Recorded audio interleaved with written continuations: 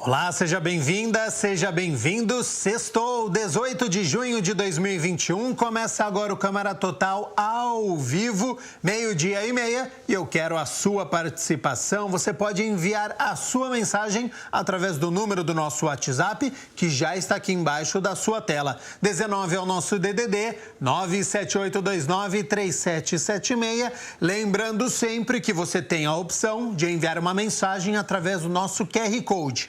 Pega o seu celular, abre a câmera e aponte aqui, para este QR Code e aí já vai aparecer na tela do seu celular o WhatsApp TV Câmara Campinas. Você aperta, a gente conversa ao vivo nesta sexta-feira. Mande o seu elogio, a sua crítica construtiva, o que você quer assistir aqui no Câmara Total. Confira agora os destaques de hoje. Na 21ª reunião extraordinária, vereadores debatem situação de Campinas, já que a taxa de ocupação de leitos de UTI para a Covid-19 não diminui e segue acima dos 90%. Comissão de Política e Prevenção de Drogas, presidida pelo vereador Nelson Osseri, debate aumento no consumo de álcool e entorpecentes na pandemia. O quadro Cultura Total dá dicas de entretenimento para este fim de semana, com show neste domingo em Campinas.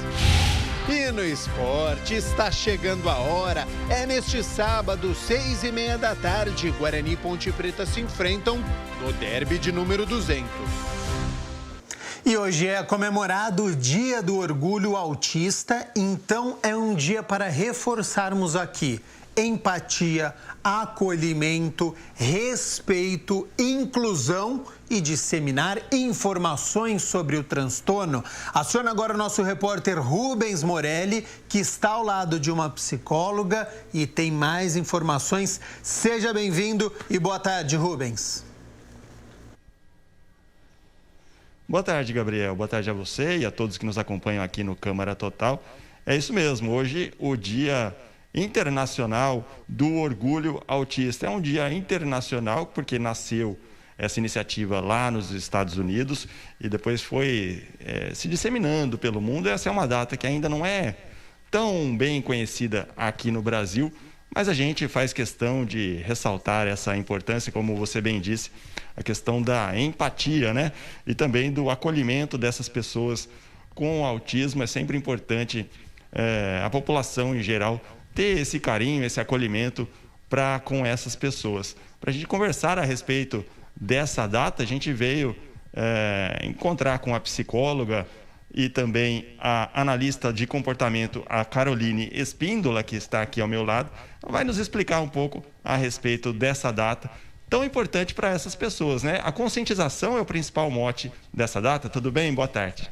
Boa tarde, Rubens. Sim, com certeza a conscientização é o nosso principal foco com esse dia, né, em relação a trazer informação para a comunidade, para a sociedade a respeito do autismo e da importância no respeito da neurodiversidade, né? A gente entende que dentro do autismo existem muitas diferenças e a gente não pode enquadrar todo mundo numa caixinha. A gente precisa entender essas diferenças, respeitar essas diferenças, ter empatia, incluir essas pessoas para que elas tenham voz e tenham participação ativa na sociedade. É esse o nosso objetivo. E é difícil da gente entender muito bem o que caracteriza, né, uma pessoa com autismo. É possível caracterizar isso? O que ela demonstra para ser diagnosticada com o autismo? Perfeito. Na verdade, o autismo, existem algumas características, sim, né, que faz com que a gente consiga identificar o espectro na pessoa.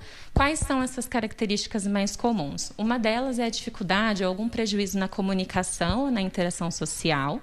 Então, essa pessoa ela vai ter um pouco mais de dificuldade para interagir com o outro, para realizar um contato visual, de repente até para conseguir estabelecer relações de vínculo. E uma outra característica muito comum é um padrão de comportamento mais restrito ou mais repetitivo, um interesse, de repente focado em um tema.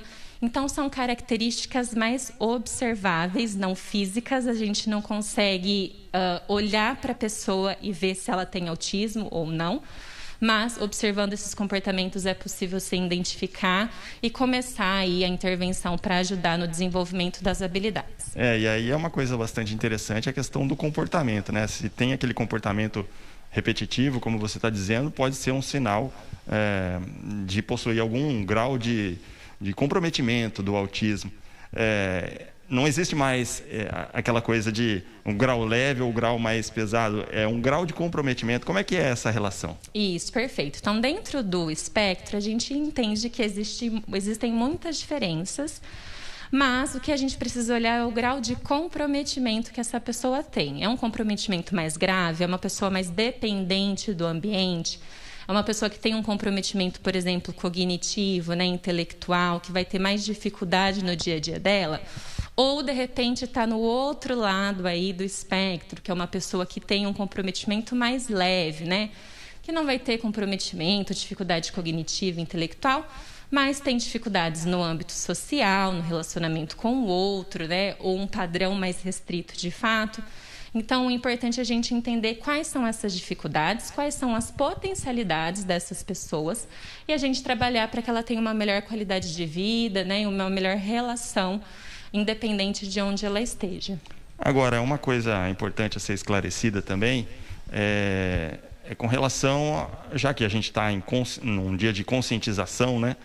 Falar que o autismo não é uma doença, então por isso também não existe uma cura para o autismo. Simplesmente é uma coisa que acontece, talvez. Como é que é melhor para se definir isso daí? Exato, perfeito. Acho que isso é muito importante. Autismo não é doença. E por não ser doença, não tem cura. Mas existe intervenção hoje, né? A intervenção que tem evidência científica é a análise do comportamento aplicada, que tem o objetivo de ajudar essa pessoa a desenvolver habilidades que hoje ela não tem, né?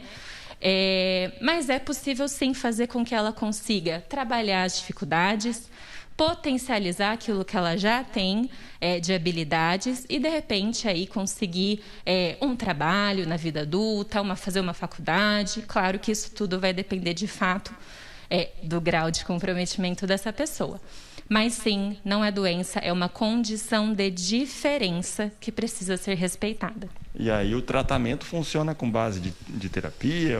Como que é o tratamento, embora não seja de uma doença que vai ser curada, mas é um tratamento de acompanhamento, de participação. Como que é feito isso daí? Perfeito. Então, a terapia ABA, ela faz o acompanhamento, esses profissionais, né, da área da saúde, faz o acompanhamento dessa pessoa com autismo e da família, porque a família precisa de tanto suporte quanto, né, e de orientação, justamente para ajudar no desenvolvimento dessa pessoa. E além da terapia ABA, que é uma terapia comportamental, existem também outras especialidades importantes para o desenvolvimento. Então, fonoaudiologia, terapia ocupacional, também são áreas que precisam participar para ajudar no desenvolvimento.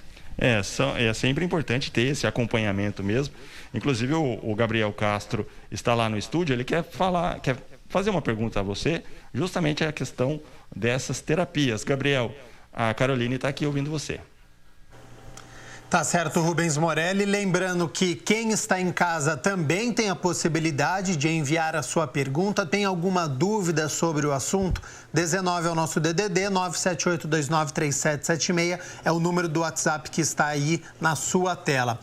Caroline, de que maneira a terapia ela auxilia e trabalha com crianças e adultos? Este trabalho, ele é diferente com uma criança que tem o transtorno e um adulto? E a importância também da família e dos amigos neste processo para poder entender os comportamentos. Seja bem-vinda mais uma vez ao Câmara Total e boa tarde. Obrigada, Gabriel. Boa tarde. Bom, como que a terapia ABA funciona? Primeiro a gente vai tentar entender quais são as dificuldades que essa pessoa tem, independente da idade dela. Pode ser uma criança, um adolescente, um adulto. Onde está a dificuldade? É na comunicação? É na independência? é no repertório acadêmico, é no brincar, enfim, onde está essa dificuldade. E vamos traçar um plano para desenvolvimento dessas habilidades, não com o objetivo da pessoa deixar de ser autista, por exemplo, né? Mas com o objetivo dela ter uma melhor qualidade de vida. E o mesmo processo funciona para as famílias. Então, as famílias precisam de orientação, as famílias precisam colocar a mão na massa ali também para aprender, de repente, a lidar melhor, né, a manejar melhor os comportamentos, como ajudar no desenvolvimento desse cliente, seja uma criança, um adulto. Então, o mesmo processo de ajuda com o cliente, a gente faz também com a família, que precisa muito também de apoio e, às vezes, até um apoio emocional, justamente pelas dificuldades que são encontradas. Nosso objetivo justamente é esse, auxiliar para o bem-estar de todo mundo. Agora, Caroline, quando a gente fala a respeito desses comportamentos repetitivos, esses pequenos sinais de comportamento que as famílias devem estar atentas para perceber isso daí, qual que é o encaminhamento que a família deve fazer? Ela procura qual tipo de profissional? Ela já vem direto a um centro de referência como este aqui que nós estamos, que é o grupo Conduzir. Qual que é o procedimento que a família tem que adotar para iniciar um tratamento, talvez? Sim. Existem, acho que, 2 caminhos que acabam acontecendo com uma frequência maior. Algumas famílias conseguem observar algumas características, pensando até nas crianças, mas alguns adultos também, hoje, pela informação, também conseguem fazer essa observação. E aí, talvez a pessoa já procure um médico, né? E aí, as especialidades indicadas é um neurologista ou um psiquiatra, para, de repente, fazer essa avaliação e identificar se essa pessoa está dentro do espectro autista ou não. E também é necessário, com certeza, procurar as especialidades que vai atuar diretamente no desenvolvimento dessas habilidades. Por exemplo, o Grupo Conduzir ou quaisquer outros profissionais que trabalhem com análise do comportamento, que é a intervenção indicada, e especialidades como fonoaudiologia e terapia ocupacional. Então, a família geralmente vem através do médico, mas também existe um processo de chegar até nós primeiro e a gente pedir essa avaliação médica. E para a gente ter noção também de como isso é comum, né? Segundo a Organização Mundial da Saúde, a estimativa é que mais de 70 milhões de pessoas tenham autismo em todo o mundo. Seriam 2 milhões de pessoas aqui no Brasil. E também uma outra estatística, né, de acordo com o CDC, que é o Centro de Controle de Doenças e Prevenção lá do governo dos Estados Unidos, a estimativa do ano de 2020, do ano passado, é de que 1 em cada 54 pessoas apresenta algum tipo de grau de comprometimento em relação a isso. Então, é bem comum, se você analisar uma pessoa a cada 54, é bem comum, né? Exato. Cada vez tem se tornado mais comum justamente porque as informações têm chegado, diferentemente de alguns anos atrás, né? Então, a gente brinca que, às vezes, existe alguém na sua família, né? Alguém na família de alguém que está assistindo em casa, que tem autismo e que ninguém sabe, né? Às vezes é uma pessoa mais tímida, mais na dela, e talvez essa pessoa esteja dentro do espectro. Pode ser que sim, pode ser que não. Mas cada vez mais as crianças têm sido diagnosticadas, né? E têm passado por intervenção. Então, sim, cada vez é mais comum. Às vezes está falando aí alguém da família, pode ser alguém do relacionamento de amigos, às vezes a gente mesmo tem algum grau de comprometimento e a gente não sabe ainda, né? Exatamente. Porque é uma coisa fina para se perceber. Às vezes é um comportamento repetitivo, pode ser uma coisa simples, mas que está lá a pessoa tendo isso e ela mesma não percebe. É que às vezes não é só o comportamento repetitivo, né? Precisa ter também outras características que vão fazer com que você se enquadre. Mas às vezes são tão sutis essas características que passa de uma forma imperceptível. Então, sim, pode ser que conheçamos alguém que tenha, ou de repente onde nós somos, e ainda não descobrimos. Por isso que a informação é importante do que é o espectro do autista, quais as características e o que precisamos fazer com isso para que todo mundo passe a entender e respeitar também essas diferenças. Por isso tão importante também hoje a gente celebrar o Dia do Orgulho Autista, dia 18 de junho, E também saber que existe o Dia do Autismo, né? Que é o dia 2 de abril. Eles são um pouco diferentes, mas com o mesmo objetivo, conscientizar as pessoas, e em especial quem não tem o autismo, e saber respeitar aquela pessoa que tem. Também vale a questão do bom senso, né? De todo mundo saber e respeitar cada um. Isso vale sempre, a principal dica de todas, não é, Carolina? Exato. Na verdade, a gente não quer exclusão para essas pessoas, mesmo de repente com outros diagnósticos, né? Ou enfim, com outras condições, mas na verdade a gente quer que a informação faça com que eles sejam incluídos, integrados na sociedade, respeitadas as diferenças, né? Não é só uma questão deles aprenderem habilidades que eles não têm para que eles consigam de repente se relacionar melhor, mas nós precisamos também desenvolver habilidade, empatia e respeito em relação a eles, para que nossa relação em relação ao mundo e as conexões, né, e as relações funcionem melhor. Então, acho que esse é o recado: o respeito, a empatia e o acolhimento dessas pessoas. É isso, respeito, empatia e acolhimento, as palavras da Carolina. E com isso também a gente encerra daqui, né? Lembrando sempre, pessoal, isso não é uma doença, é simplesmente uma condição, e a pessoa, mesmo se fosse doente, precisaria ser respeitada, mas não é. Ela merece o respeito, merece o acolhimento, merece a empatia de todo mundo. Gabriel, nós voltamos aí aos estúdios. Informações importantes, obrigado Rubens Morelli, e também a Carolina Espíndola, psicóloga e analista de comportamento supervisora ABA do grupo Conduzir, sobre o Dia do Orgulho Autista aqui no Câmara Total.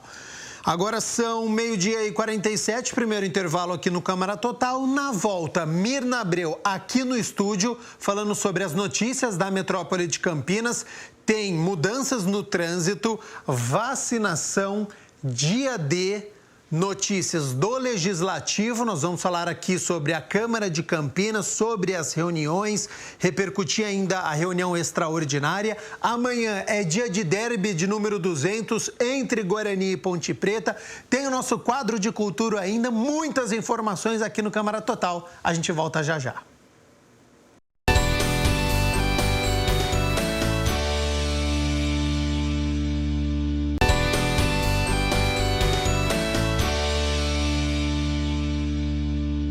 Câmara Total de volta ao vivo nesta sexta-feira, 12h51. Agora, como combinado, o Mirna Abreu está aqui nos nossos estúdios com as notícias da metrópole de Campinas. A gente começa atualizando os casos da Covid-19 no nosso país. Depois tem estado de São Paulo, região metropolitana e a situação da cidade de Campinas. Seja bem-vindo e boa tarde.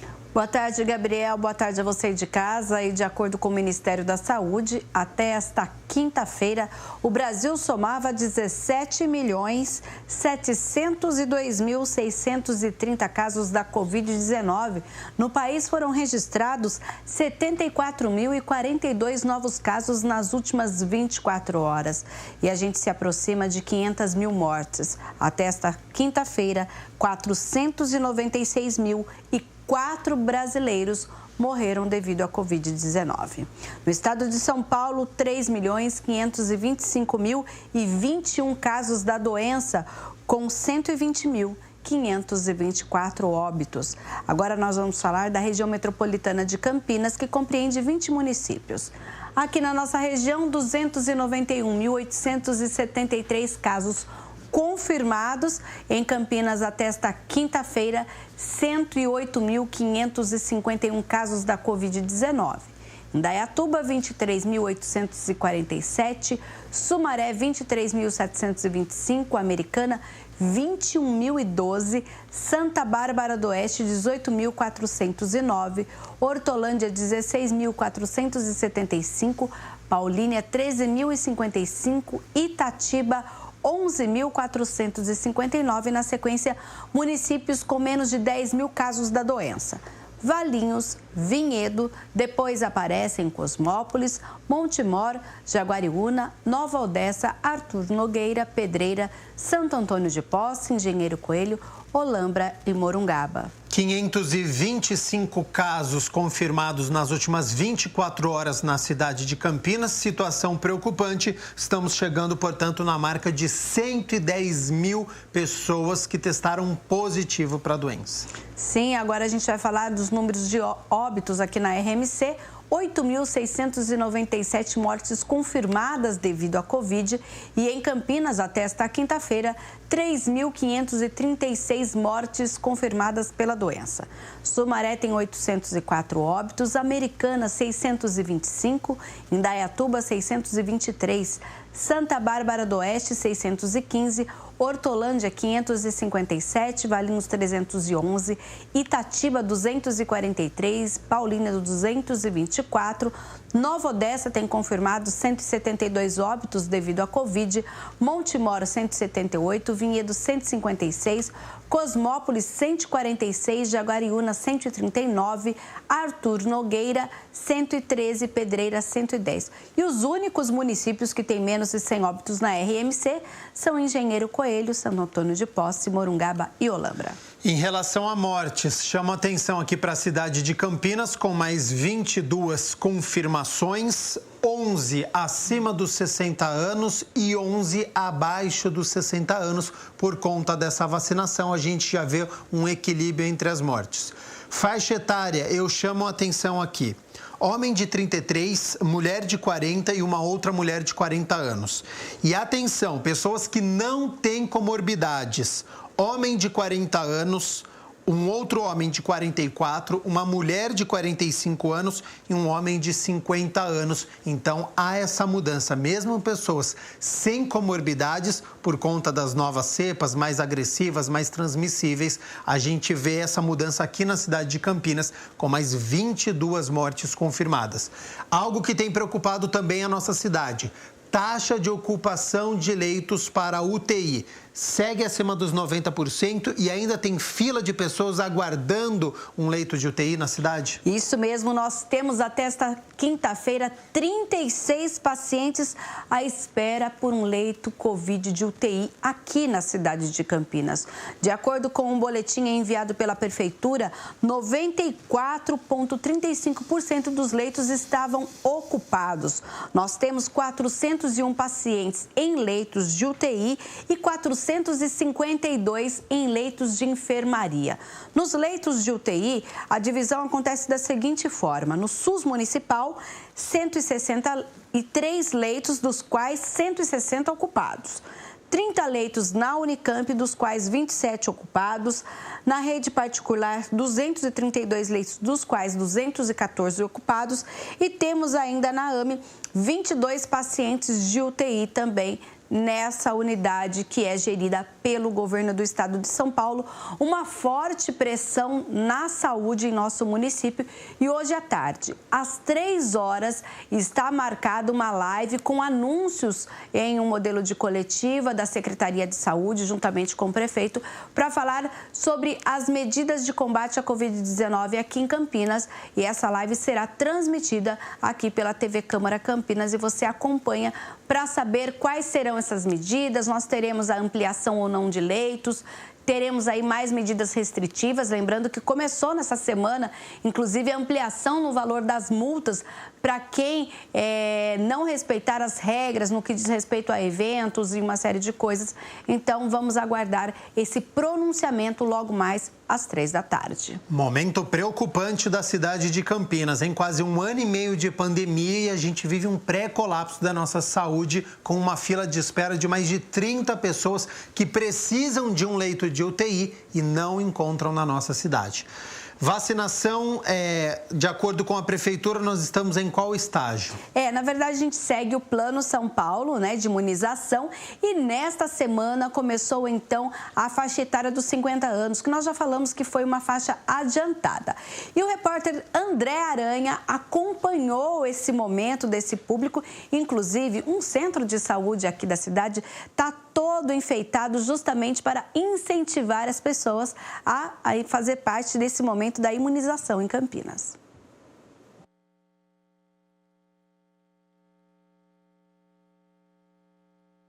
Saúde de Campinas apenas com horário marcado. Ao todo, são 63 unidades de saúde. Cada uma abre em um dia da semana exclusivamente para vacinação, sendo terça-feira ou quinta-feira ou sexta-feira. A gente abriu já essa população, eles estão sendo agendados, né, como os outros grupos, pela plataforma lá do Vacine.Campinas.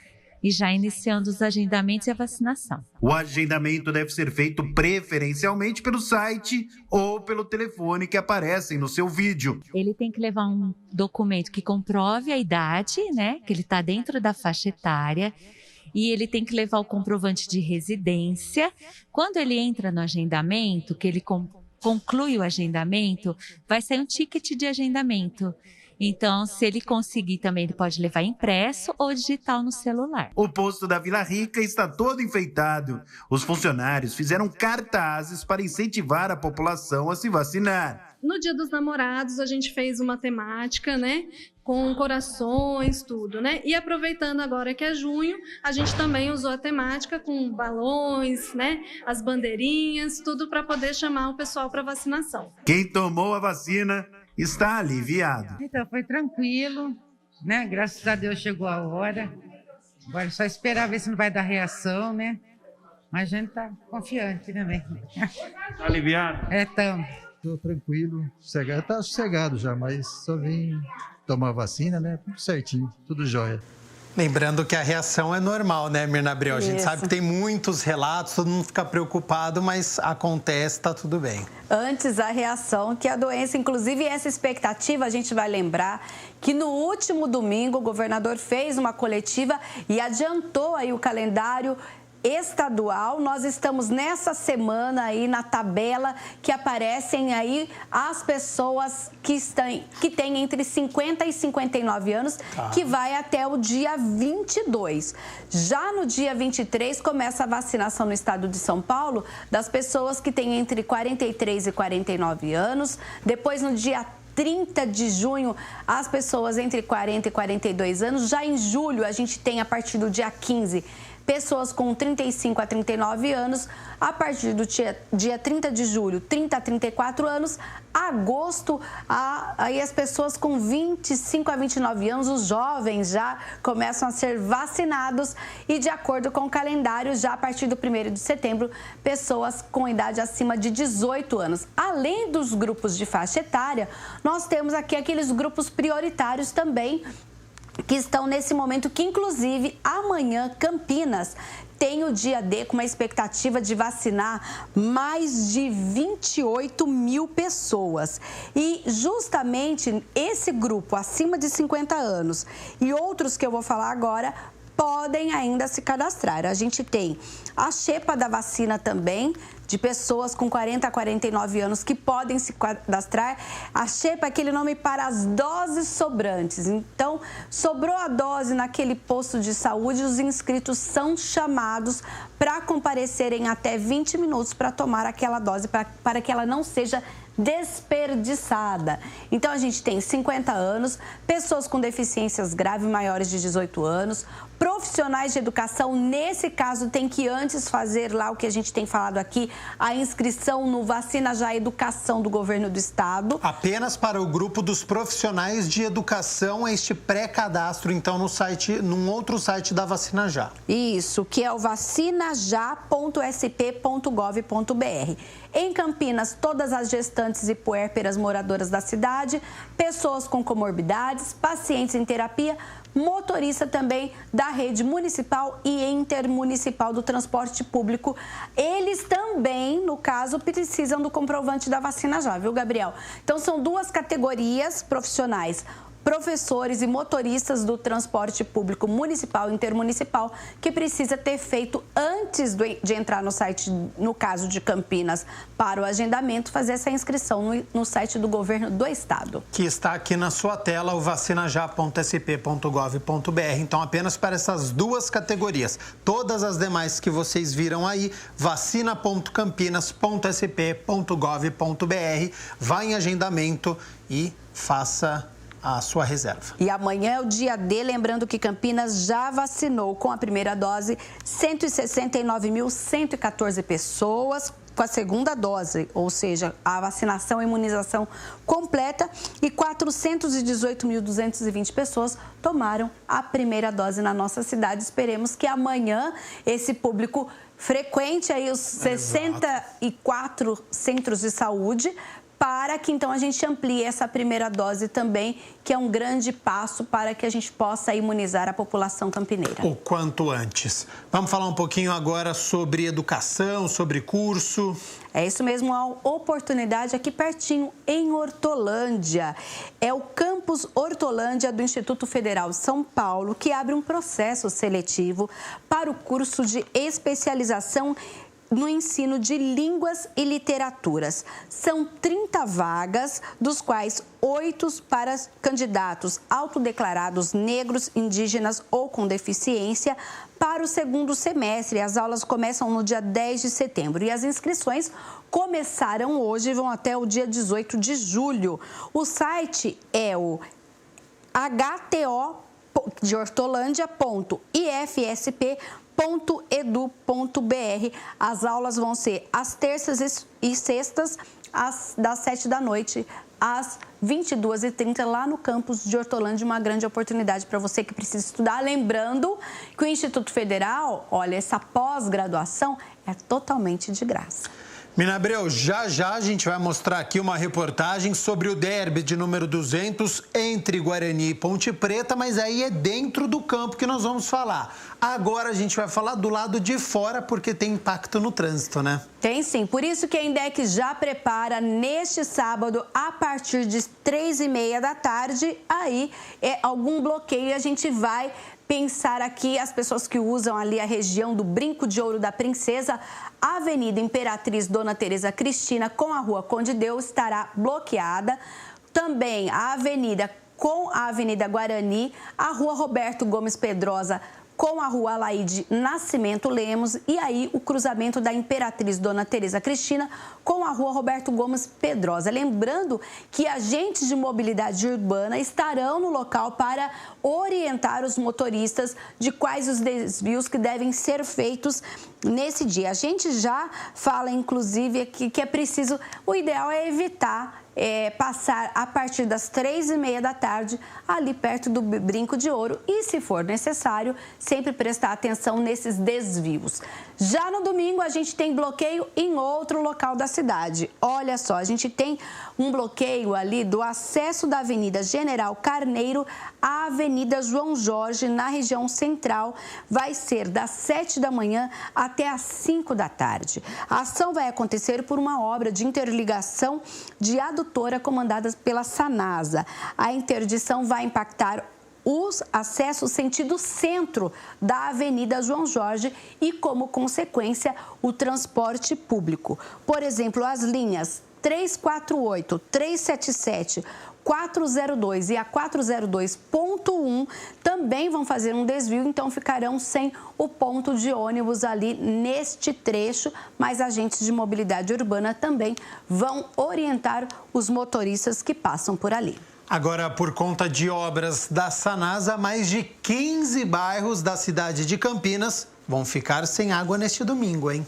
Isso mesmo, olha, das 8 da manhã às 6 da tarde, por uma obra de interligação de redes da Sanasa, anote aí, os bairros Vila Industrial, Vila João Milani, Vila Guilherme, Vila Dona Inácia, Jardim Celeste, Vila Dias, Vila Santa Maria, Vila Molina, Vila Belmiro, Vila Constantino, Vila São José, Vila de Escola, Vila João Jorge, Vila Helena, Vila Rialto, Vila Santa Ângela, Jardim Estela, Chácara Árvore Grande, Vila São Paulo, parte do Jardim do Trevo e da Vila Teixeira serão afetados. A gente falou agora há pouco do bloqueio de trânsito, é aquela grande obra que vai acontecer da interligação de redes e da adutora, que também vai influenciar nessa falta d'água para esses bairros que nós acabamos de falar. Então, você que mora nessa região, ou mesmo comércio nessa região, tem que se preparar e fazer aí a reserva de água neste sábado para que domingo, então, não fique sem abastecimento. Mina Abreu, muito obrigado pelas notícias da metrópole de Campinas. Quero aproveitar a sua presença aqui nos nossos estúdios para falarmos das notícias do Legislativo, porque na cidade de Campinas, 41 mil pessoas estão precisando de uma moradia e a Câmara participou de um lançamento. Isso mesmo, foi o lançamento que aconteceu nesta quinta-feira lá na Prefeitura de uma nova ferramenta lançada pela administração que pretende desafogar a fila desses mais de 41 mil moradores que pretendem ter uma casa própria aqui na nossa cidade. Acompanhe. A nova ferramenta, que promete trazer soluções para a demanda por moradia popular em Campinas e assim atender a população de baixa renda, foi lançada na tarde de ontem no Paço Municipal. Trata-se de uma plataforma digital chamada de Banco de Áreas da Coab. Estamos a estimular empreendimentos que tenham característica de atender a população de baixa renda. E esse banco de áreas vem ao encontro disso. Então ele vai entrar nessa plataforma nossa, no sistema, no site, vai poder cadastrar a área que é da propriedade dele e com isso fazer com que empreendedores, empresários, que tenham grandes construtoras, adquiram essa área para nós fomentarmos aí habitações, loteamentos, apartamentos e casas de interesse social. Em uma rápida apresentação sobre a ferramenta, a equipe de governo fez uma simulação no sistema, demonstrando como é possível cadastrar-se enquanto vendedor de áreas ou, no caso de compradores, consultar as propriedades. O site já está no ar e foi registrado oficialmente após a assinatura do prefeito Dário Saad. Essa ferramenta, ela surge para unir o empreendedor imobiliário que quer investir na habitação popular e os proprietários de área. Muitos proprietários de área têm áreas que podem ser utilizadas, podem ser implantadas em empreendimentos imobiliários para habitação popular e às vezes não são descobertas, não são muitas vezes descobertas pelo próprio mercado imobiliário. E esse banco de áreas será fundamental para fomentar, para estimular a habitação popular em Campinas. O vereador Felipe Marquesi esteve presente no lançamento, representando o presidente da Câmara de Campinas, Zé Carlos. Ele parabenizou a gestão municipal e reforçou a importância do olhar para as classes sociais menos favorecidas economicamente. Um projeto que será pioneiro, que vai contemplar aqui na nossa cidade e com certeza poder atender as pessoas que mais precisam, é esse o objetivo, Tem que ser esse o objetivo do poder público.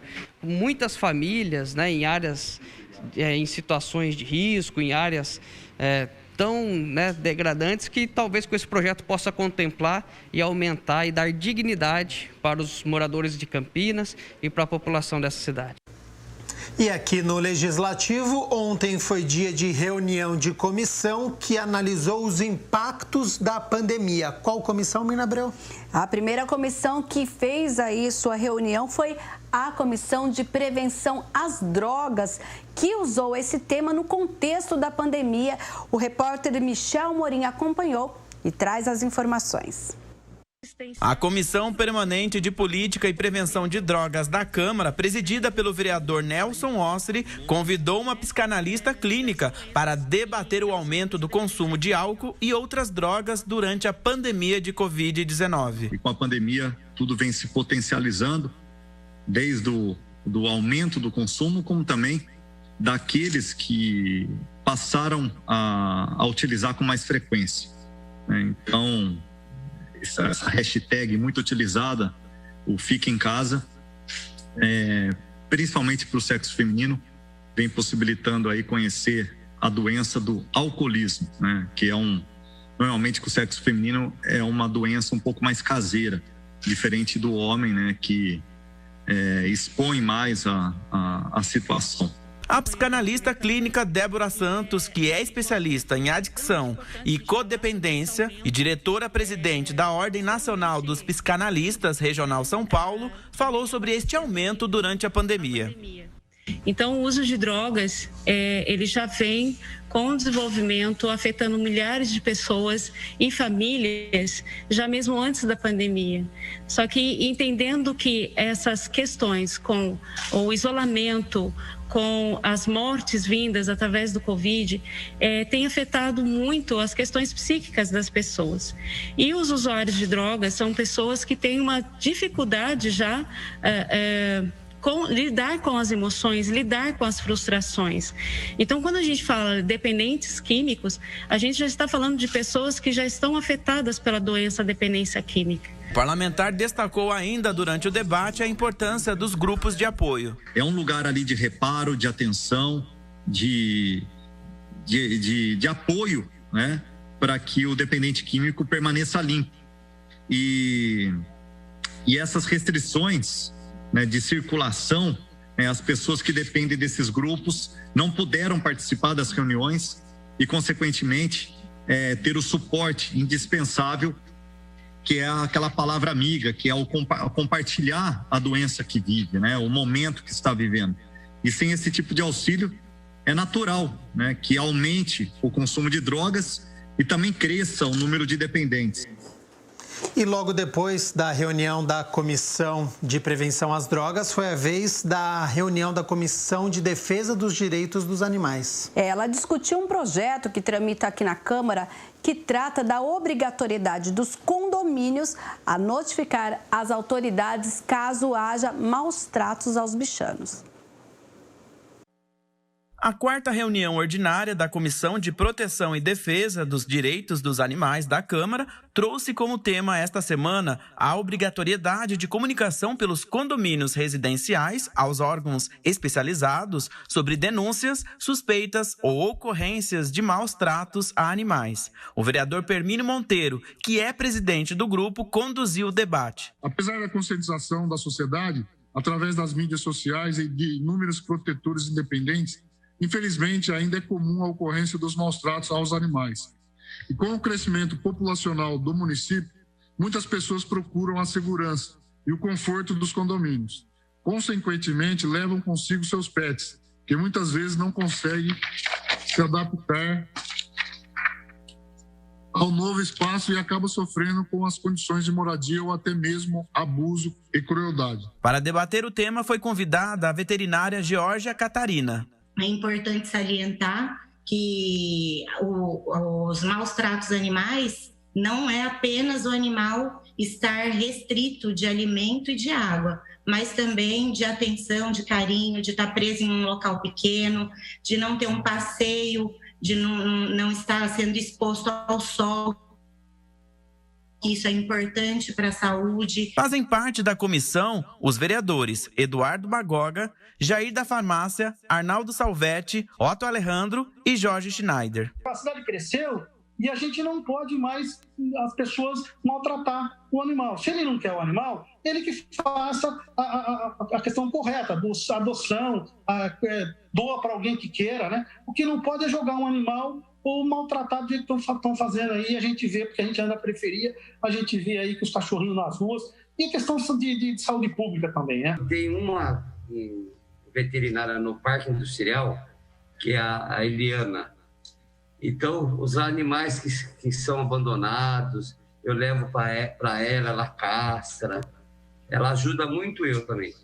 O animal é de responsabilidade do seu tutor, que deve zelar não apenas por mantê-lo saudável e em ambiente seguro, mas também por qualquer dano que ele venha causar a outro. Portanto, os pets devem ter um espaço adequado ao seu porte, com higiene redobrada, devem ser vacinados, ter alimentação de qualidade e água à vontade. Além de exigirem atenção e carinho, por isso, mesmo que não haja abuso direto, a falta de qualquer uma das condições mínimas para uma vida de qualidade, o animal pode estar sofrendo maus tratos. E nesta semana, em reunião na Secretaria Estadual de Desenvolvimento Regional, o vereador Luiz Cirilo obteve o apoio para a reativação da nova unidade no Poupa Tempo no centro da cidade. Acompanhe. Na reunião extraordinária da última quarta-feira, o vereador Luiz Cirilo aproveitou a tribuna virtual para comunicar aos demais parlamentares o compromisso firmado pela Secretaria Estadual de Desenvolvimento Regional para a reativação de um posto do poupa-tempo na região central de Campinas.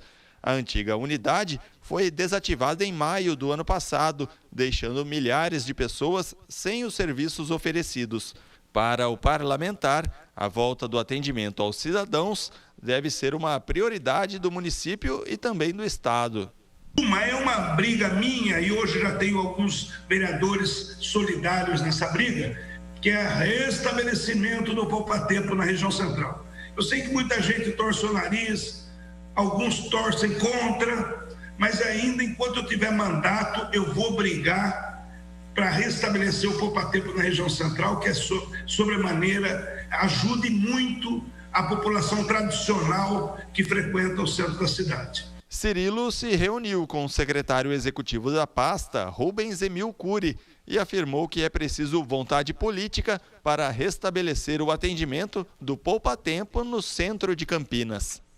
E lá eu tive o apoio verbal, mas tem documentos, através de imagens que confirmam isso, que a equipe, a secretaria vai entrar em campo. Por que eu digo vai entrar em campo? Porque até então eu só estava tratando na Prodesp, que era o órgão que cuida do poupa-tempo. E a Prodesp é mais ou menos o seguinte, é um passo para frente e um passo e meio para trás. Ou seja, uma coisa não anda. Precisa ter disposição política. Não adianta só ter conhecimento técnico. No ano passado, o vereador presidiu a Comissão de Representação da Câmara para tentar reverter a decisão do fechamento do posto do poupa-tempo na Avenida Francisco Glicério. E agora, depois dessa reunião no Palácio dos Bandeirantes, ele está mais confiante de que esse posto do poupa-tempo possa ser reaberto, dessa vez aqui dentro do Paço Municipal. Saí esperançoso de lá. Quem me conhece sabe que eu sou muito otimista, mas eu saí esperançoso que eu encontrei mais alguns aliados nessa minha briga de trazer o poupa-tempo na região central. E ainda na reunião extraordinária desta semana, os vereadores falaram sobre a situação da saúde e se mostraram preocupados com a taxa de ocupação dos leitos UTI Covid aqui na cidade. Acompanhe. A primeira vereadora a abordar o tema foi Guida Calisto, que questionou os protocolos que as escolas estão seguindo em relação ao coronavírus. Em Campinas, com o retorno das aulas presenciais, essa vereadora tem recebido muitas queixas, muitas denúncias sobre profissionais da educação, tanto professores, monitores, o pessoal do apoio, da limpeza, pessoal da alimentação escolar, têm sido acometidos aí pela Covid-19, né, pela doença, têm sido contaminados. E muitas vezes a comunidade escolar não tem recebido aí as informações dos procedimentos. Essa vereadora, então, fez um questionamento junto à Secretaria Municipal de Educação, junto ao Devisa e junto ao MP, para poder informar a comunidade escolar qual é o procedimento correto quando isso acontece. E aí, por surpresa, né, a Secretaria e o próprio Devisa têm enviado, a Secretaria Municipal de Educação tem enviado para que as escolas respondam. Vejam, as escolas, elas muitas vezes não cumprem alguns procedimentos porque elas não são informadas ou, né, elas são orientadas a não fazer. E aí, e essas escolas que estão fazendo de tudo para cumprir os protocolos, para tentar garantir aí o atendimento às aulas presenciais, é punida mais uma vez. A parlamentar também tem recebido denúncias em relação à falta de profissionais e equipamentos em hospitais da cidade. Essa vereadora também tem recebido muita reclamação, tanto ali da população que utiliza a UPA ali do Campo Grande, falta de médico, falta de atendimento, horas esperando por atendimento, né? Como também no Hospital Ouro Verde. No Hospital Ouro Verde, essa semana, foram várias denúncias que nós recebemos e não foi somente da população. A população reclama, sim, por falta de médico. No Hospital Ouro Verde, no complexo ali do Ouro Verde, teve na segunda-feira somente um médico atendendo no PS, né? Mas também nós temos recebido aqui denúncia também dos trabalhadores. A equipe de enfermagem está sendo obrigada a racionar o uso de luva nesse período da pandemia, né? O PS ontem ficou sem o equipamento para fazer tomografia. Esse exame é extremamente importante, principalmente agora nesse período de pandemia, né, de contágio aí da Covid-19. Atendimento precário também foi lembrado pelo vereador Cecílio Santos. Quero, nesse espaço de comunicado dos vereadores, repetir algo que não só esse vereador, mas outros vereadores também vêm falando, e é importante para a gente não esquecer, porque parece que está se normalizando as mortes por Covid, o atendimento na saúde ainda precário. Isto não é normal. Nós não podemos nos acostumar com essa situação. Já o vereador Gustavo Peta lembrou o decreto de calamidade pública. Às vezes a minha impressão é que a gente vai, enquanto sociedade, normalizando o caos, né? A gente vai lidando com o caos como se fosse uma situação corriqueira, né? O número de mortes não assusta mais, o número de pessoas sequeladas não assustam mais, a situação de pessoas que esperam na lista de espera, né, leitos para tratar seus familiares não assustam mais, e a gente vai tocando as coisas como se estivesse uma situação absolutamente normal. O prefeito decretou calamidade pública, mas a justificativa é só orçamentária, é só administrativa, né? Não é um problema de fato que afeta as pessoas, me parece, né? E a situação realmente vai se agravando cada vez mais, né? Há relatos de um aumento muito grande da lista de espera, essa situação em relação a coisas básicas, a medicamentos, a utensílios básicos para o tratamento da saúde que faltam médicos, funcionários. Então a situação não está sob controle, a situação está sob falta de controle. Então um apelo para que realmente o prefeito, o secretário de saúde, o presidente da Rede Marugatti tomem as medidas necessárias para que a situação se atenue. O presidente da Câmara, o vereador Zé Carlos, também deu sua opinião. Eu quero aqui fazer coro aos vereadores que aqui cobraram mais médicos nas UPAs, porque a situação não está nada fácil. A situação está se agravando cada dia mais. Nós temos pessoas em lista de espera para conseguir ser internados aí por conta do Covid. O Covid cada vez que tem aí uma data festiva, isso foi no Dia das Mães, depois Dia dos Namorados, a coisa só aumenta. E eu queria fazer coro a todos os vereadores que estão solicitando que se contrate médico. Isso era um mote da campanha do prefeito, e nós precisamos de médicos, enfermeiros, porque a situação está calamitosa, vamos dizer assim. Nós vamos ainda hoje fazer gestão junto ao secretário Vignoli para que mande mais leito para Campinas, para ser colocado ali na AME, também na Unicamp, porque Campinas está se fechando o leito. Eu não sei como é que isso pode acontecer, fechamento de leito, que nós soubemos através da imprensa, mas 6 leitos de UTI foram fechados na cidade de Campinas. A situação é gravíssima, nós precisamos da contratação de mais médicos, de mais profissionais da área da saúde, para que possamos fazer enfrentamento a essa pandemia mais consistente. Eu tenho recebido várias reclamações da demora que se tem quando acha vaga em algum hospital público ou UPA, mas está muito difícil a situação. Realmente, né? Situação difícil na cidade de Campinas por conta desta pandemia da Covid-19. Tanto é que foi criada uma comissão para analisar os impactos econômicos e sociais, e na próxima segunda-feira vai ter reunião desta comissão. Vai ter bastante relacionado à Covid também em outros temas. Olha só. Logo às 10 da manhã, a gente tem essa que você acaba de mencionar, Na segunda-feira, o tema que será trazido pelo presidente da comissão, o vereador Luiz Rossini, é o impacto da pandemia no transporte público da cidade. A gente lembra que, inclusive, o prefeito Dário Saad, em últimos pronunciamentos, dizia: olha, Campinas não tem condição de ter lockdown em função de que nós teríamos que parar o transporte público municipal e, por sua vez, os empresários do setor falam que sofreram bastante impactos econômicos também devido aí a esse fechamento de comércio, shoppings e outros estabelecimentos. E aí, a 1h da tarde, a gente tem a reunião da Comissão de Saúde da Câmara, presidida pelo vereador Paulo Haddad, que convidou os gestores da saúde, e essa questão aí do leito de UTI, da vacinação, também vai permear esse bate-papo, esse debate que acontece na Comissão de Saúde na segunda-feira, a partir de 1h da tarde.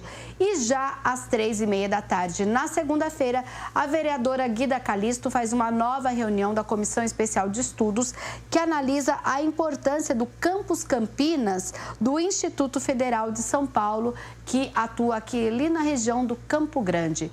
Todos esses eventos serão transmitidos ao vivo pela TV Câmara Campinas. Portanto, na próxima segunda-feira, a edição do Câmara Total mais curta, só que com muitas informações. A gente chega por volta do meio-dia, após a reunião, então, que vai da comissão que analisa os impactos da Covid-19, os impactos sociais e econômicos do nosso município. Mina Abreu, muito obrigado pelas notícias da Metrópole de Campinas e agora com as notícias do Legislativo. Ótimo fim de semana. Para você também, bom senso e fique em casa, hein? Não saia, não vá ainda em barzinho, não é o momento. A gente aguarda hoje, lembrando que 3 horas com transmissão ao vivo da TV Câmara Campinas. Vamos aguardar aí quais serão as medidas aqui na cidade de combate à pandemia. Um bom fim de semana para você.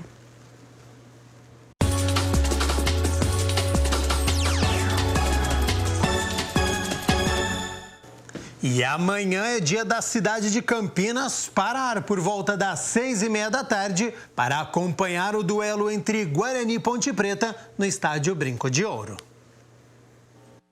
Pouco mais de um mês, Guarani e Ponte Preta se enfrentam novamente, só que desta vez no estádio Brinco de Ouro. O último encontro, a Macaca venceu por 3-1, mas em partida válida pelo Campeonato Paulista. Agora é a 5ª rodada do Campeonato Brasileiro da Série B. O Bugre vem de uma derrota em casa e um empate em Maceió. O técnico Daniel Paulista pode contar com a volta de 5 atletas: zagueiro Thales, volante Rodrigo Andrade, os meias Regis e Andrigo e o atacante Júlio César. Destes atletas, apenas Andrigo deve ficar no banco de reservas por não reunir as condições físicas adequadas. O restante deve ser confirmado na formação titular. O meia Alanzinho, que veio emprestado do Santos, falou sobre a expectativa pelo derby deste sábado. Então, eu estava conversando com meus companheiros e o derby é muito importante, né? Porque vai ser um clássico do interior. E tenho certeza que a gente vai fazer um ótimo jogo e, se Deus quiser, vamos sair com os 3 pontos. O jogo não tem jogo fácil, né? Como eu falei, a gente vai estar muito preparado para esse jogo, porque futebol dá muitas voltas, né? E tenho certeza que a gente vai fazer um ótimo trabalho no jogo agora de sábado no derby, que vai ser muito importante para a gente. Do outro lado, a Ponte Preta chega em crise para o derby de número 200. É a lanterna do Campeonato Brasileiro da Série B com apenas 1 ponto conquistado, 1 empate e 3 derrotas. O técnico Gilson Kleina ainda não sabe o que é vencer nesta 5ª passagem pelo clube. Em relação à equipe que perdeu para o Cruzeiro na última quarta-feira, o treinador pode contar com os retornos do lateral esquerdo Rafael Santos e dos atacantes Niltinho e Josiel, que pode fazer a estreia. Moisés, que saiu com dores na coxa, passou a ser dúvida. Por outro lado, o zagueiro Fábio Sanches, que chegou do Goiás, foi apresentado e pode aparecer entre os titulares. Na chegada, já falou sobre o derby. Todo mundo sabe a grandeza do derby, né? A rivalidade de Ponte e Guarani. Todo mundo que acompanha futebol sabe de como é difícil esse clássico, como é disputado. Então, eu chego numa semana decisiva, numa semana importante, e acho que o jogador vive disso, cara, vive de desafios, e eu estou preparado para, se o Gilson quiser contar comigo, né, se quiser que eu atue, estou preparado, estou ansioso para jogar, e nada melhor do que começar num clássico, né, se eu puder jogar, ou se eu estiver fora, puder ajudar de qualquer forma, né, então estou ansioso aí para esse clássico e viver esse grande momento do futebol. Na história, o Guarani possui 67 vitórias, a Ponte Preta 66 e ainda 65 empates, além de um resultado desconhecido, justamente o primeiro derby disputado em 1912. Equilíbrio na história, então, entre Guarani e Ponte Preta. Mistério na escalação pelo lado da Ponte Preta. Andrigo também pode entrar aí neste meio-campo do Guarani. E claro que na segunda-feira a gente balança as redes sobre o derby de número 200 entre Guarani e Ponte Preta. Bom, 1h33, sextou aqui no Câmara Total. E para começar o fim de semana é preciso se programar. Neste domingo tem um show imperdível que vai acontecer aqui em Campinas, e o Rubens Morelli traz agora dicas de leitura, cinema e tudo relacionado ao entretenimento. Então, chega mais a partir de agora, acompanhe Cultura Total para você. Oi, bom dia, boa tarde e uma boa noite para você que está aí sempre atrás das câmeras. Está começando mais um Cultura Total aqui na TV Câmara Campinas, programa que deixa você por dentro de tudo o que acontece no mundo da arte e da cultura em Campinas e região. E hoje o programa tá bacana demais, viu? Tem um showzaço que vai acontecer neste fim de semana e nós vamos falar a respeito disso aqui no Cultura Total. Tem também dicas de leitura com o livro de uma autora aqui de Campinas, tem dicas de filmes, de séries, enfim, muita coisa boa vindo por aí, então roda a vinheta.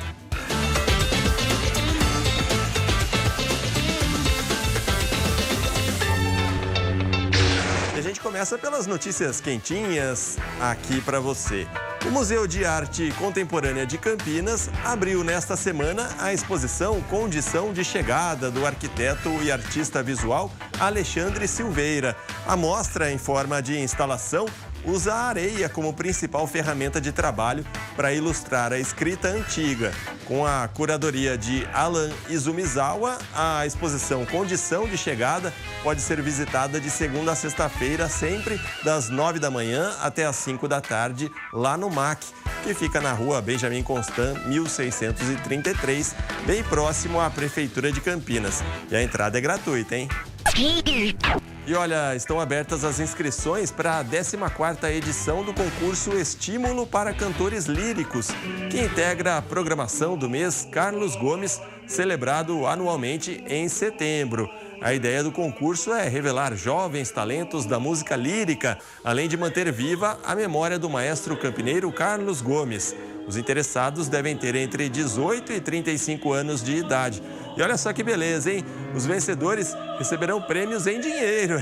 Pois é. R$5.000 para melhor voz masculina e R$5.000 para melhor voz feminina, entre outras premiações que estão lá, hein? As inscrições e mais informações sobre o concurso estão disponíveis lá no site da Secretaria Municipal de Cultura, que é o portal cultura.campinas.sp.gov.br. Bom, e se você está afim de um passeio diferente, a Maria Fumaça, que liga Campinas a Jaguariúna, está promovendo o Arraiá Solidário durante o mês de junho. Doando 1 quilo de alimento, o passageiro tem direito a desconto no valor do ingresso. Além disso, crianças de 6 a 12 anos pagam meia da meia. É uma forma de contribuir com as famílias em situação de vulnerabilidade de Campinas e curtir uma das principais atrações turísticas da região de Campinas, que é mantida pela Associação Brasileira de Preservação Ferroviária. Olha só que bacana, hein? Uma festa junina dentro do trem. Os preços dos tickets variam conforme o percurso e também o horário, mas vão de R$ 30 a R$ 80. As saídas do percurso completo acontecem aos sábados e domingos às 10 da manhã e as do meio percurso até a estação de Tanquinho às 3 da tarde, também aos sábados e domingos. Mais informações no site mariafumaçacampinas.com.br, sem o cedilha. E chegou a hora do nosso bate-papo aqui. Toda semana a gente sempre traz convidados bacanas para falar da arte, do entretenimento de Campinas e região. E dessa vez é um convidado bem legal porque nesse domingo agora, a partir das 6 da tarde, a Orquestra Rock vai se apresentar novamente em Campinas, lá no Teatro Castro Mendes.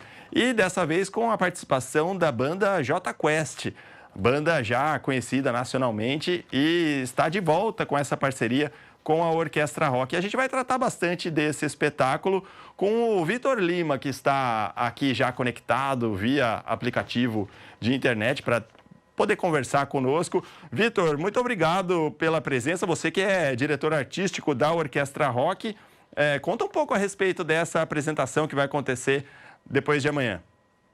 Claro, primeiramente, obrigado a você, obrigado a todo mundo que está assistindo. Estamos aqui já na véspera do show, né? Produção a 1000 por aqui. Tudo pronto já, a orquestra terminando os últimos ensaios. E esse será nosso primeiro concerto com convidado, né? Com uma banda convidada, depois que iniciou-se a pandemia. Então, é nosso primeiro concerto online com uma banda convidada.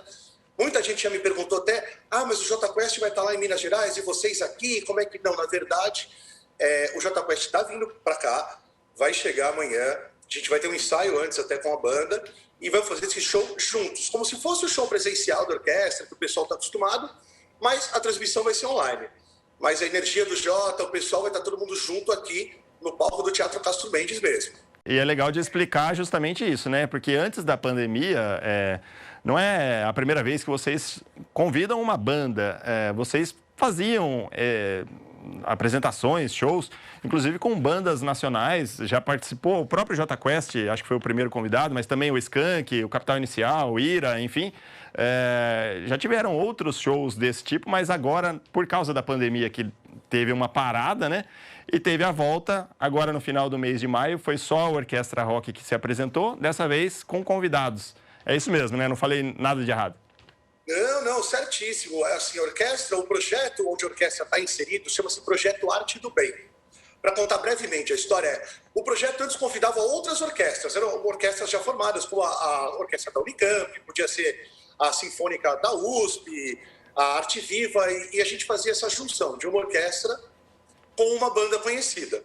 Com o passar dos anos, o projeto foi crescendo, foi chamando a atenção, e a gente viu que tinha uma coisa que não combinava tão bem, que era essa entrada da orquestra inicialmente com um programa erudito, depois ela tocava com a banda, ficava um gap meio diferente. Então aí que a gente decidiu falar, por que não montar uma orquestra sinfônica nossa, do Projeto Arte do Bem, que tocasse então só rock, por que não? E aí que nasceu a Orquestra Rock. E a Orquestra Rock nasceu em 2005, nesse mesmo mês aqui, o mês de junho. Primeira apresentação foi até no dia 12 de junho, e olha que curiosidade, aqui em Campinas, e o convidado era justamente o Jota Quest. Então a gente está aí retomando mais um aniversário da orquestra, né, retomando essa parceria com o Jota Quest. E eu vou dar um spoiler aqui, nem deveria, hein, mas vou dar um spoiler só para você que está assistindo a gente. Esse show vai ser muito diferente desse outro show que fizemos aí há 7 anos atrás, porque a gente combinou com o Jota, a gente vai fazer arranjos novos, porque o Jota vai fazer o show acústico aqui com a gente. Aí, então, em primeira mão. Vai ser a versão acústica do Jota Quest pela primeira vez orquestrada. Então, realmente, é um show inédito e vai ser único. Um show especial mesmo, então fica a dica para todo mundo ver. E, inclusive, tem que... a questão social aí é que vai ajudar na arrecadação, que será revertida para o Centro Infantil Boldrini também, né? Existe esse lado social do show. Gostaria que você falasse a respeito disso, inclusive do pessoal comprar o ingresso, como é que vai fazer? Isso é muito importante, né? O projeto chama Arte do Bem, justamente porque é um projeto sociocultural.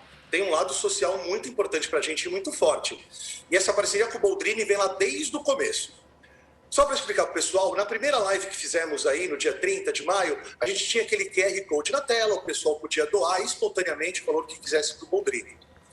Para esse segundo evento, com essa participação especial do Jota Quest, a gente mudou um pouco a forma de realizar e todo mundo tem que fazer uma doação prévia para o Boldrini no valor inicial de R$5, que é muito baratinho, né? Então, com R$5 você já consegue acessar esse conteúdo. Então, ele não vai estar aberto nas redes, ele está sendo vendido, mas não é um ingresso em si, é uma doação para o Boldrini. 100% de todo o valor arrecadado vai para o Boldrini, claro, tirando as taxas da empresa que controla a venda de ingresso, né? Mas está acima do nosso poder. Mas então, assim, não encare como ingresso, encare como uma doação. Começa com R$5 e vai até R$30. Todas dão acesso ao mesmo conteúdo. Mas você que está bem, poxa, a pandemia não judiou tanto do seu trabalho, poxa, das suas finanças, compra o ingresso no mínimo de R$30, pelo menos um. E claro, quem está complicado, passando por aperto, mas não quer perder o evento, poxa, consegue reservar R$5 para também ter acesso ao show.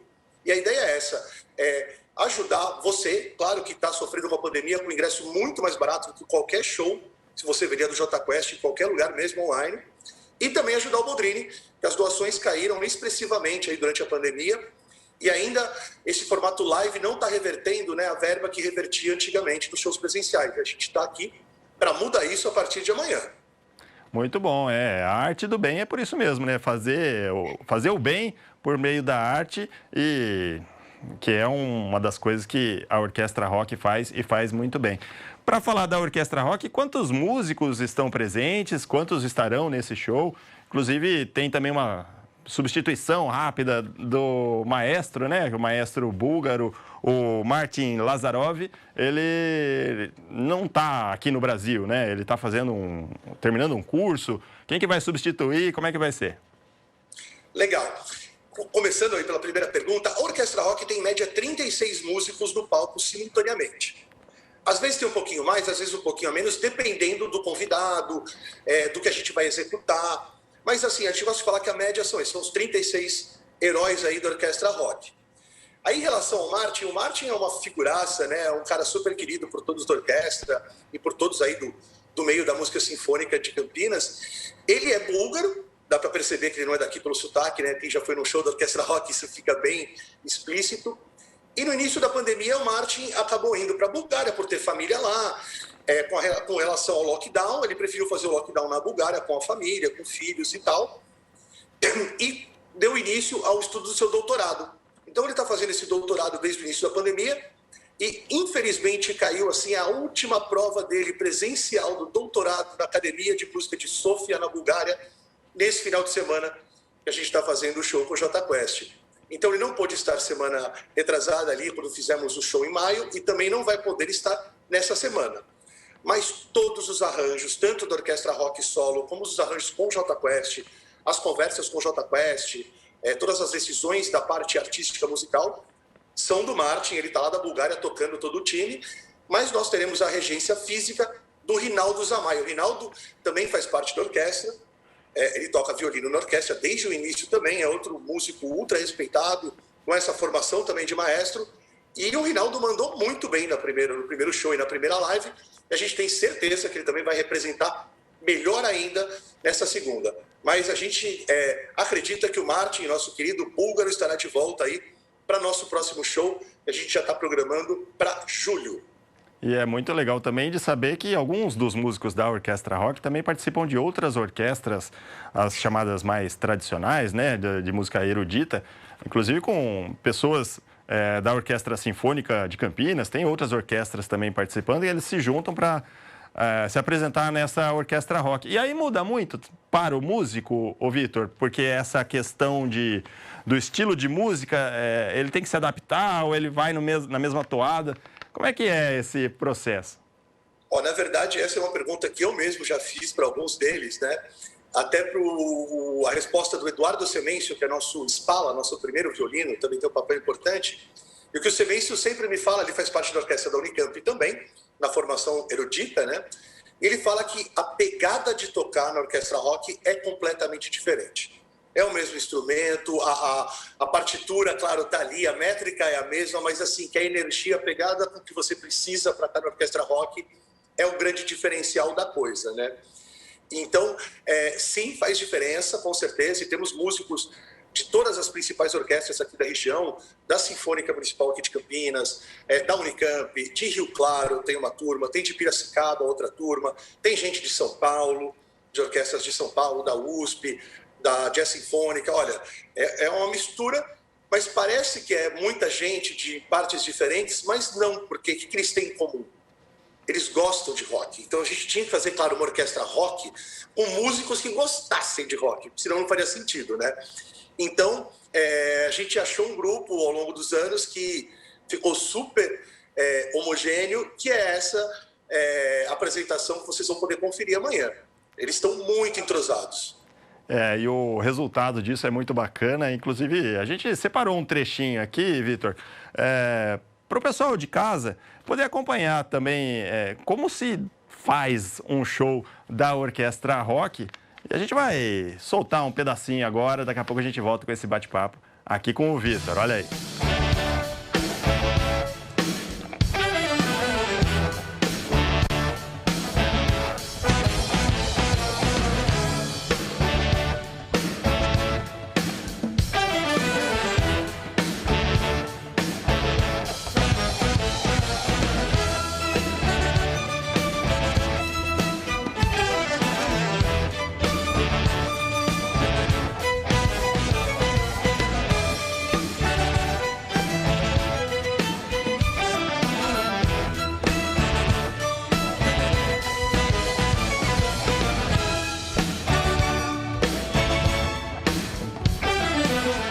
Você sabe que aqui no Cultura Total sempre tem espaço para a literatura, né? Então vou dar uma dica de leitura bem bacana para você de uma autora aqui de Campinas. Imagine uma jovem médica que tem a capacidade de enxergar cores nas pupilas das pessoas e assim compreender os sentimentos delas e até mesmo se estão bem de saúde ou se estão prestes a morrer. Mais do que isso, quando uma série de assassinatos começa a acontecer dentro do hospital, só essa jovem médica poderá desvendar o mistério. Esse é o enredo da trilogia As Cores de Sofia, cujo primeiro volume, Cores de Vida e de Morte, acabou de sair. Esse é o livro de estreia da autora campineira Juliana Lino, que na verdade é médica hematologista, olha aí. Pois é, a doutora Juliana atua no Hospital PUC Campinas e também no Centro Médico, no distrito de Barão Geraldo. E ela aproveitou os raros momentos livres para se dedicar à paixão da escrita. Que legal, né? Com esse romance fantástico, ela quer aproximar as pessoas do mundo da medicina com essa ficção, que bem que poderia ser verdade, né? Ia facilitar bastante os diagnósticos, já pensou? E a Juliana Lino deixou uma mensagem pra gente, então olha só. Olá a todos, eu sou Juliana Lino, eu sou médica hematologista de formação e escritora de coração. Eu gosto muito de explorar a minha vivência como médica nas minhas histórias e de imaginar diferentes possibilidades para a nossa realidade. Foi assim que surgiu a ideia de uma personagem que tivesse um dom especial que facilitaria muito o exercício da medicina e a possibilidade de salvar vidas. Então, em 2014, eu escrevi meu primeiro romance de realismo fantástico, que ficou engavetado até 2020, quando eu resolvi retomá-lo para tentar aliviar o estresse da pandemia. E eu passei meses me revezando entre pacientes e revisão de texto, até que o projeto foi aprovado pela editora Página Nova e foi lançado agora, no dia 30 de abril de 2021. Convido vocês a conhecer aqui esse meu primeiro romance, Cores de Vida e de Morte. Vou ler um trechinho para vocês. Sei que não optei por isso, não tive escolha. As cores me assombram desde sempre e me amaldiçoaram. Foram movendo as peças da minha realidade e me conduzindo para esse fim, como uma marionete, presa em fios ofuscantes que apenas eu era capaz de enxergar. Achei que podia dominá-las, controlá-las, mas estava enganada. Foram sempre elas que me controlaram. Tentei proteger as pessoas que amo, mas as cores estavam em todos os lugares. Talvez eu tenha falhado e agora não tenho como acudi-las. Talvez isso seja a morte que tanto nos indagamos, a ausência de tudo, a prisão no vazio, o vagar pelo nada, uma escuridão acolhedora. Pelo menos aqui estou livre das cores, e esse deve ser o meu paraíso. Convido vocês a conhecer o meu romance de estreia, Cores de Vida e de Morte, uma história que transita entre a realidade e o fantástico, e é o primeiro volume de uma trilogia chamada As Cores de Sofia. Muito bacana a iniciativa da doutora Juliana, hein? E para reforçar, então, você pode encontrar o primeiro volume da série As Cores de Sofia pela internet, no site da Amazon.com e também nesses outros sites que estão aqui na tela para você conferir. Fica aí a dica de leitura para você.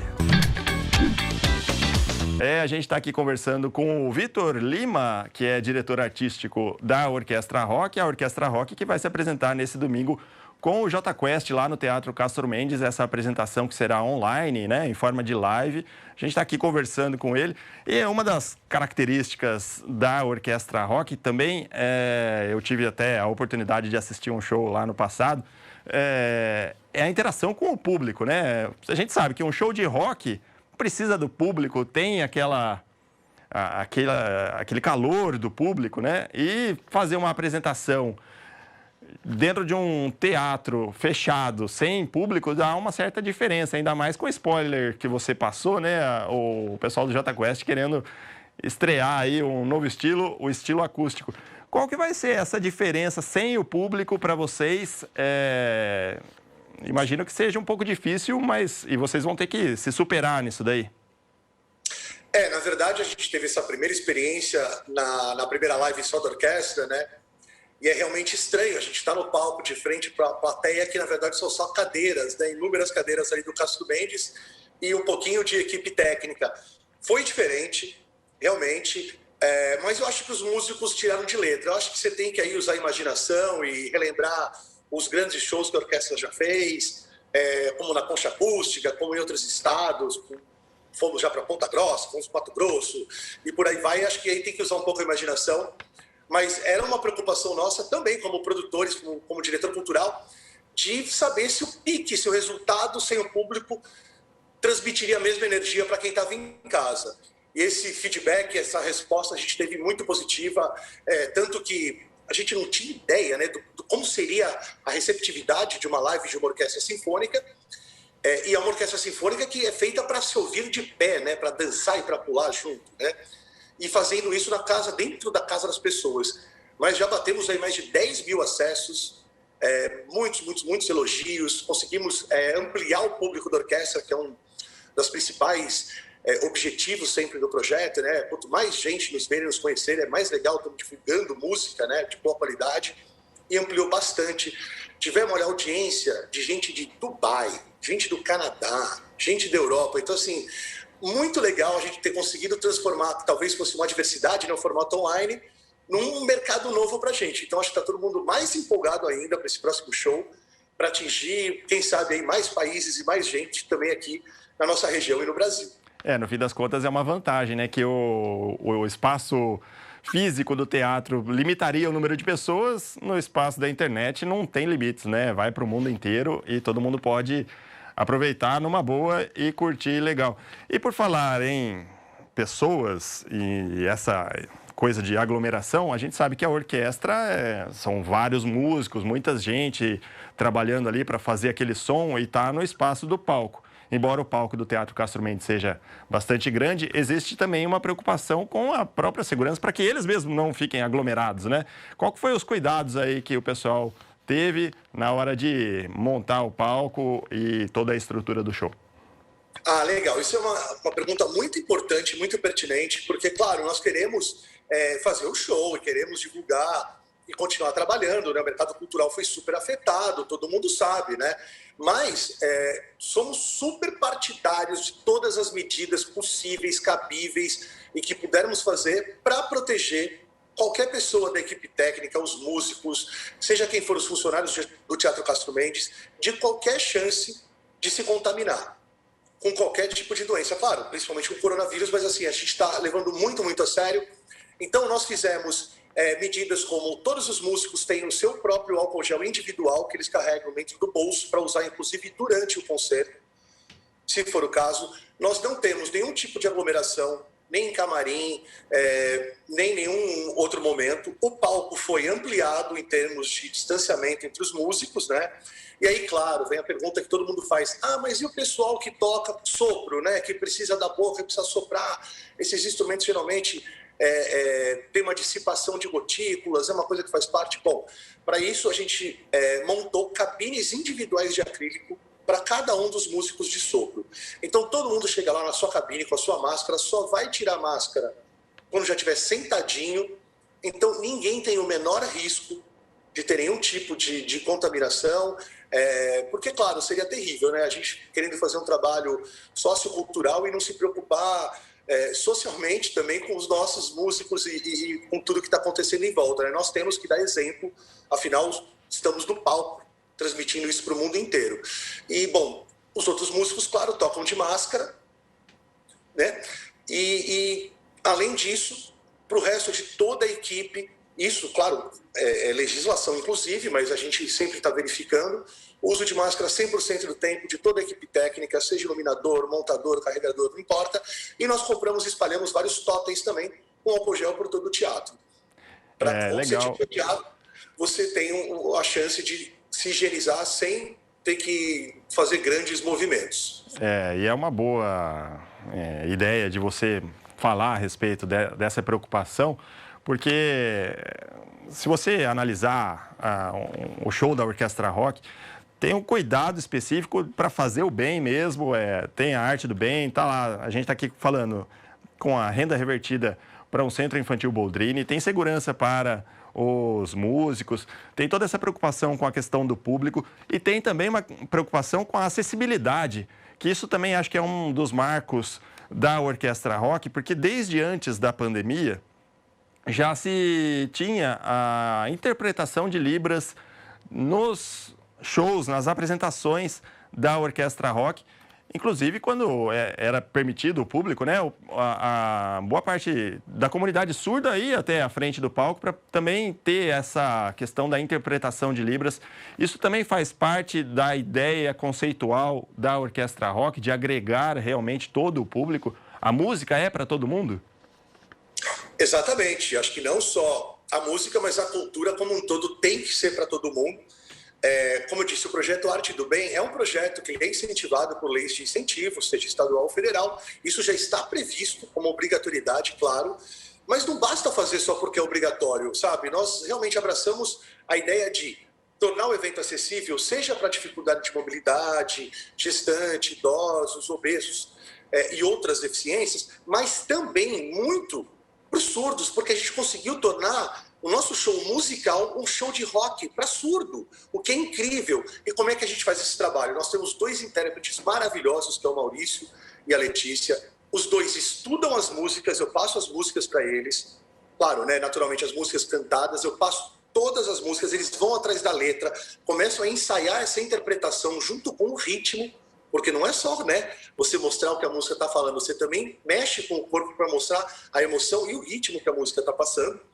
Eles são brilhantes nesse aspecto e, junto com eles também, conseguimos acessar uma série de associações que trabalham e promovem atividades bacanas para os deficientes auditivos, mas como eles preferem ser chamados de surdos, né?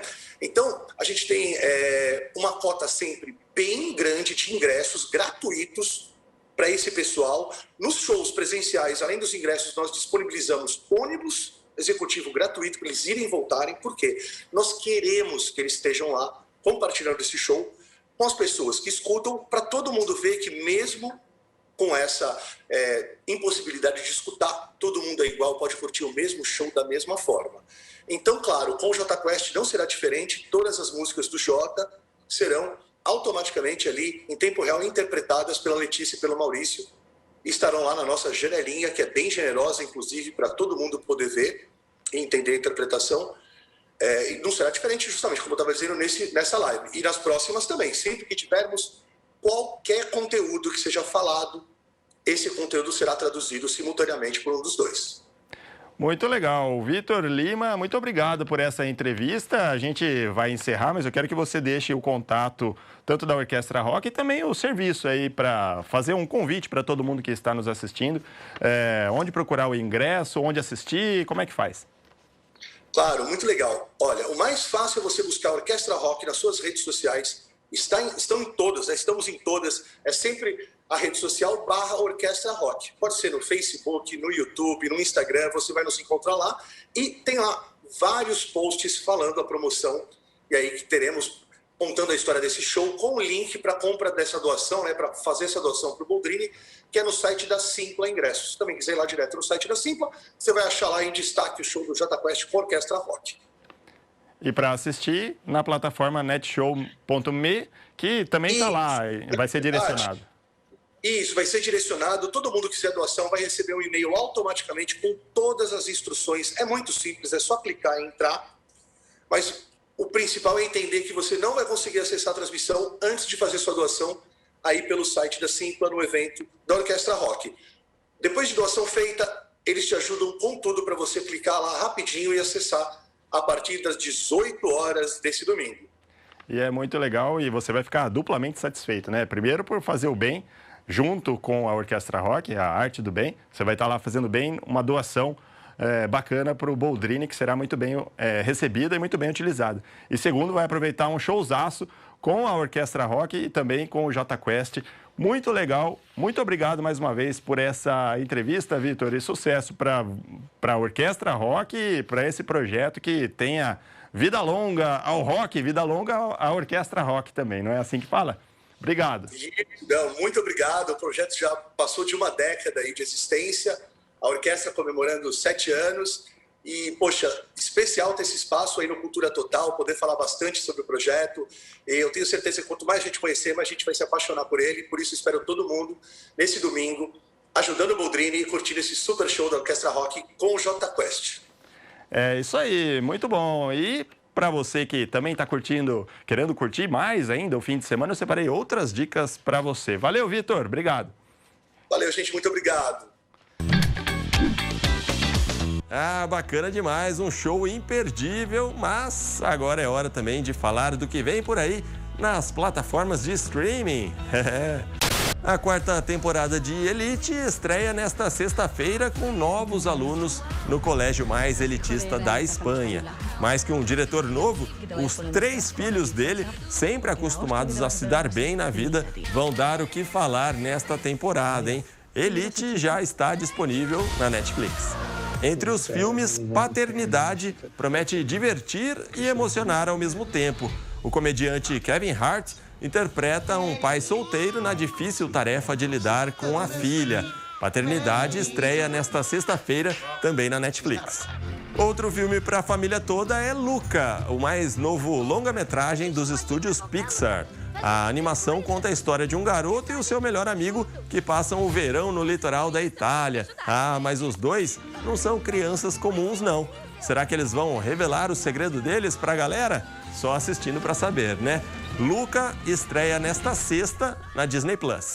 Valeu, moçada! O Cultura Total de hoje fica por aqui e a gente sempre está esperando a sua mensagem, né? Envie para a gente no nosso WhatsApp, o 97829-3776.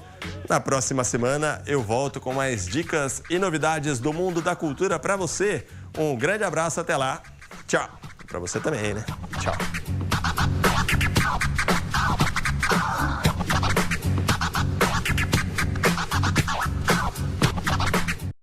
Dicas completas, então, para o seu fim de semana com o Rubens Morelli no nosso Cultura Total de entretenimento, de show, para você poder se divertir, claro, com segurança. Lembrando que ainda estamos na pandemia. Rubens Morelli volta na próxima sexta-feira com mais dicas. 2h05, hein? Eu, a equipe, ainda não almoçamos, então olha só, cozinha fácil depois do intervalo. Qual será a receita de hoje, hein? Papel e caneta na mão ou o seu celular para você poder anotar o passo a passo. Não saia daí.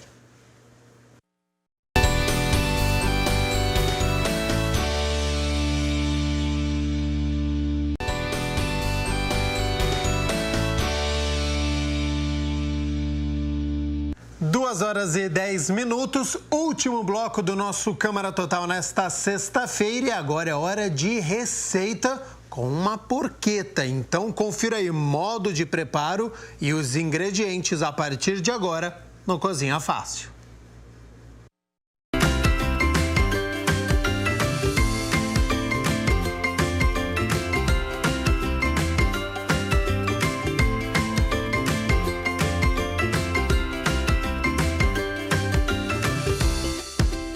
Mais uma edição do Cozinha Fácil no ar. E olha só, receita gostosa na sua telinha, hein? Então fica comigo.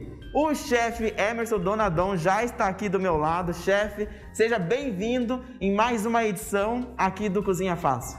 Olá, Michel. Um grande prazer estar aqui com vocês.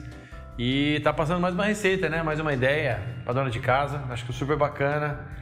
Vão gostar. Diferenciada, né? É uma receita que não é uma receita cara. Não é. Acho que até para fazer jus ao seu programa, né? Que é uma receita fácil, então fácil também tem que ser mais barato, né? Gente, e é fácil mesmo, hein? 15 minutos gastamos aqui no preparo, né? Claro, ela leva um tempinho a mais no forno, mas não que deixe ela mais, assim, difícil de fazer, né? Não, eu acho que assim, é um prato para domingo, feriado, né? Aquela coisa assim que você, vou chamar os amigos, família, sei lá. Hoje em dia tá um pouco difícil porque a gente tem a pandemia, mas enfim, vai estar em família. E a gente vai fazer uma receita e que ela vai ficar um tempo no forno, né? E é bastante necessário, dá pra gente fazer um dia antes essa receita. Mas é uma receita italiana, eu acho que ela é da região de Roma, assim, que é a porchetta. E é a banda lateral inteira do porco, né? Lá no buffet, quando a gente faz, ou na rotisseria, a gente pega uma que eles chamam de barriga quadrada. Então vem desde o lombo até a barriga. E é isso aqui. Assim, certo. Entendeu? A lateral inteira de um porco, você enrola inteiro, depois vai cortando os tamanhos que você quer. Mas a parte boa dessa receita é que a gente está falando de porco, que é uma carne barata. Hoje, né? Onde carne vermelha, carne de boi está muito cara. Então, a carne de porco é uma carne muito saborosa, muito suculenta. Como ela tem essa parte que vai do lombo até a barriga, a gente tem gordura que vai dar uma maciez natural nessa carne. Então, é bem interessante. Dá para a gente fazer um dia antes. E depois você tem uma dica aí para deixar na geladeira, para ir no forno, para pururucar mais fácil, né? Porque quem for fazer antes. Quem não for fazer, aí... Essa dica o chefe já vai dar na hora que a gente estiver falando do modo de preparo. Então, nesse momento, você aproveita agora para pegar o caderno e anotar todos os ingredientes que nós vamos usar. Enquanto você pega o caderno, o chefe vai passar aqui, chefe. Basicamente, é uma receita rica em tempero. Sim, é rica em tempero, em sabores e aromas. Eu procurei fazer uma coisa mais simples, né? Dá para fazer essa coisa mais simples, dá para fazer uma coisa aqui que você pode colocar cogumelo no meio. Dá até para rechear, né? Dá para rechear. Assim, você poderia colocar bacon, presunto cru, mas eu acho que assim, meio chovendo molhado, sabe? Eu acho que a simplicidade aqui, ela vai muito bem. Se você colocar uma raspa de limão siciliano, melhor ainda. Só a raspinha, né? Isso vai trazer um frescor para essa carne, que é uma carne gordurosa, tudo. Então, isso vai te dar um equilíbrio bastante interessante na receita. E limão, ele vai bem, combina, né, com a carne suína? Vai. Porque eu acho que vai dar um contraste, sabe? Você pode até pingar umas gotinhas, mas não é assim, né, muito limão. É umas gotinhas de limão só para dar o ar da graça. Até vinho branco, se você quiser colocar um pouquinho, você pode, mas é muito pouco. Muito pouco mesmo. E para acompanhar? Para acompanhar, olha, eu iria mais pro lado da batata, da mandioca, de legumes, de verduras, sabe? Eu acho que couve seria uma coisa super legal, uma couve refogada, assim, meio rústica. Eu acho que abóbora é uma coisa super legal.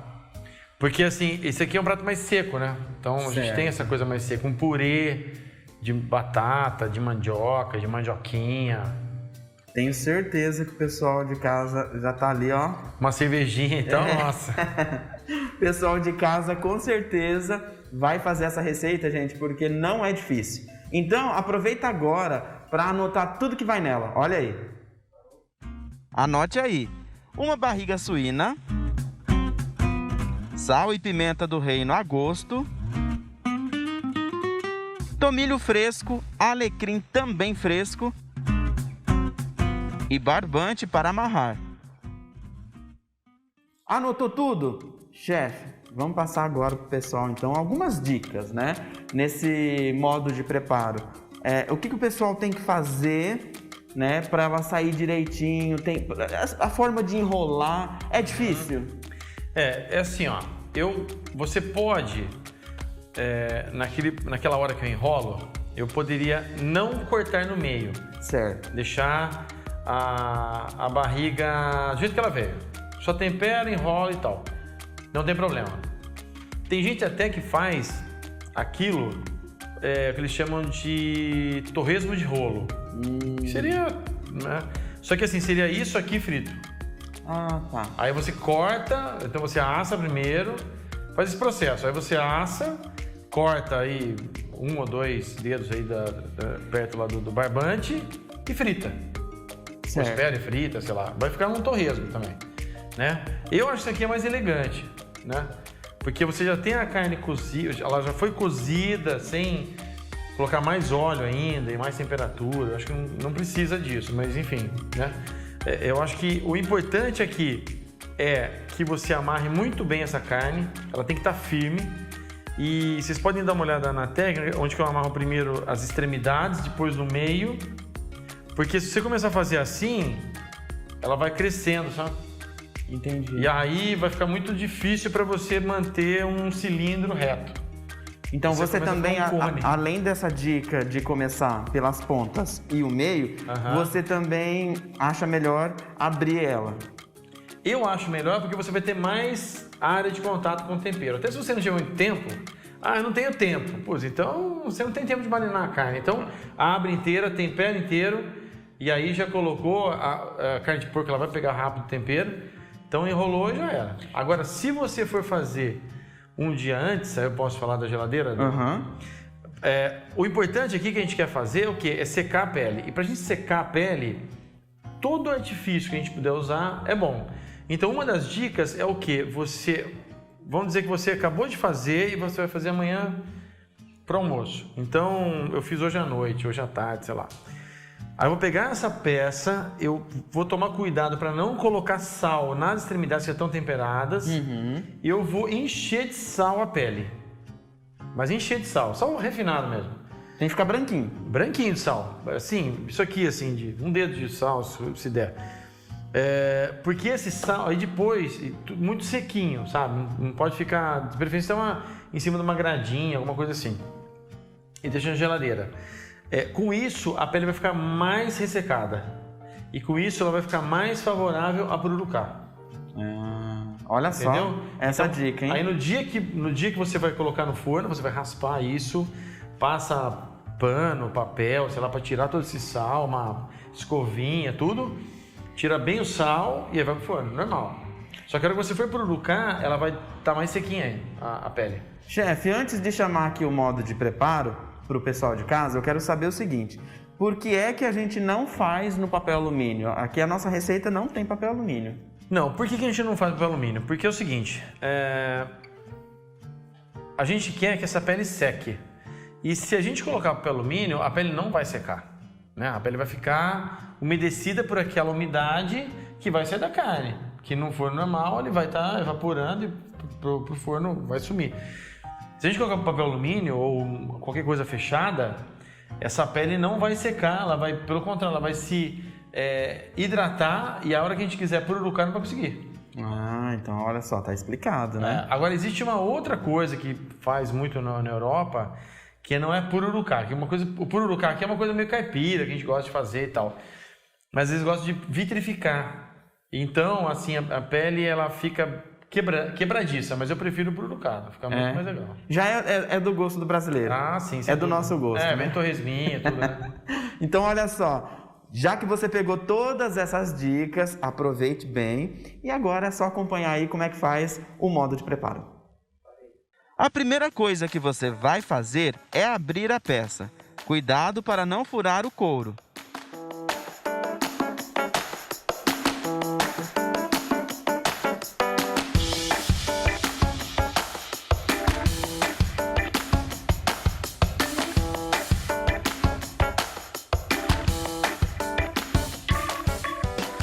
Chegou a hora do tempero. Coloque o tomilho, o alecrim, apenas as folhas e tire os galhos.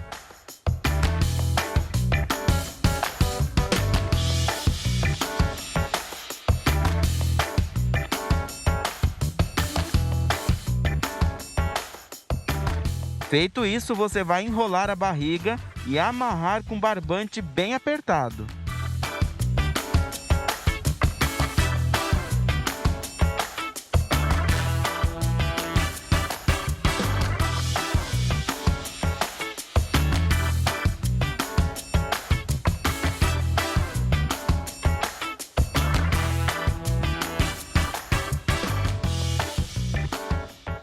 Leve ao forno baixo por 4 a 5 horas. Você não vai cozinhar a peça no papel alumínio. Vai direto para o forno. Passado o tempo, retire do forno e jogue óleo quente, bem quente na pele, para pururucar. Aqui o chefe vai fazer com um soprador térmico.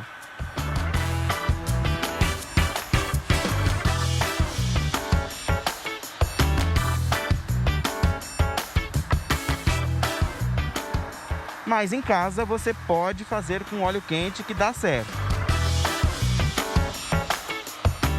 E aí, é só servir que tá pronto.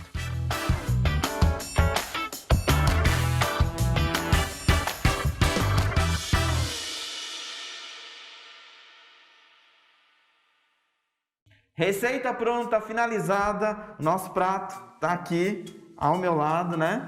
E chegou o momento mais difícil.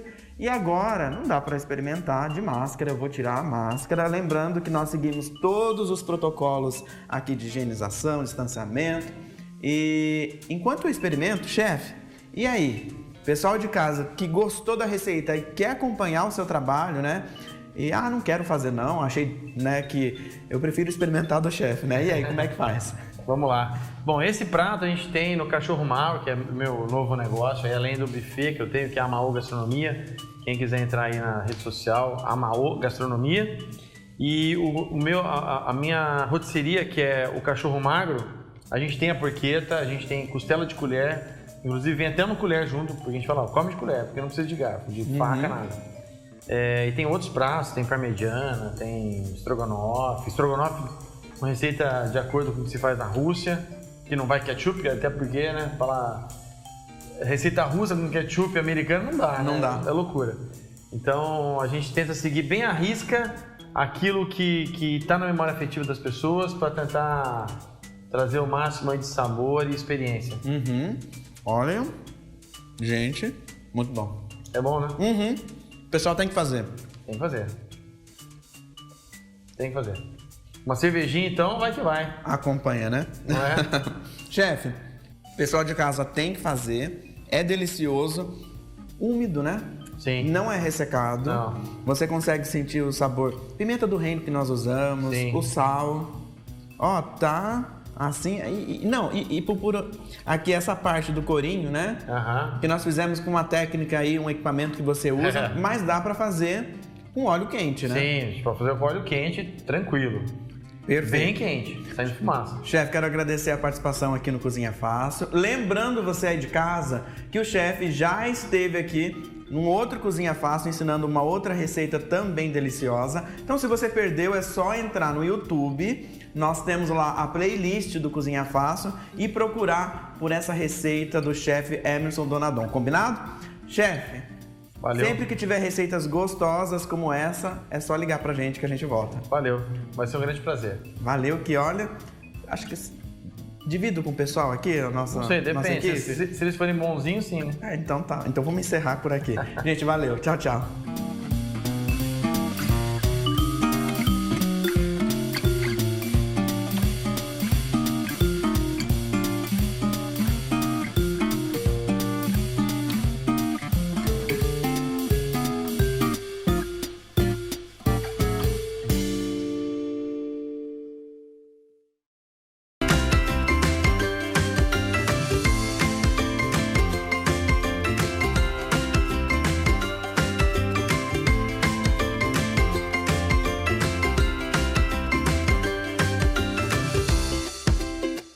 Olha só, é de dar água na boca esta receita do Michel Amorim. Muito obrigado pela porqueta no Cozinha Fácil aqui no nosso Câmara Total. Esta receita deu certo, mas tem muitas pessoas que se arriscam na cozinha e não dá nada certo. E aí o que acontece? Vai parar no perfil dos chefes na quarentena lá no Instagram e a gente repercute aqui no nosso programa. Então confira agora os chefes nesta quarentena.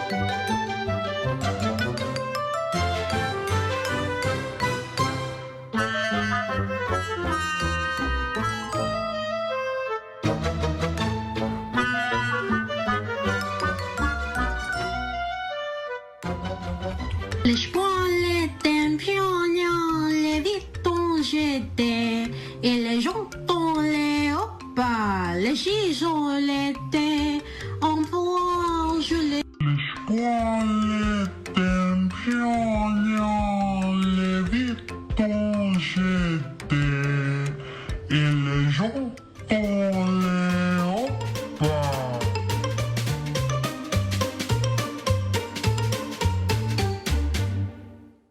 Nesta última receita, claramente ultrapassou o limite, né? Para poder comer uma pipoca doce. Não é fácil fazer. Muito obrigado pela sua companhia, pela sua audiência. O Câmara Total fica por aqui. Lembrando que daqui a pouco, às 3 horas da tarde, tem coletiva do prefeito Dário Saad falando sobre restrições ou não para a cidade de Campinas. Lembrando que a taxa de UTI Covid-19 acima dos 90% há pelo menos 2 semanas na nossa cidade. Então, informações importantes na coletiva desta tarde com transmissão da TV Câmara Campinas. Ótimo fim de semana. Na segunda-feira, 10 horas da manhã, tem reunião da comissão que analisa os impactos da Covid-19 social e econômico no município de Campinas. E após esta reunião, por volta do meio-dia, Câmara Total, edição curta, mas com muitas informações. Até lá. Tchau, tchau.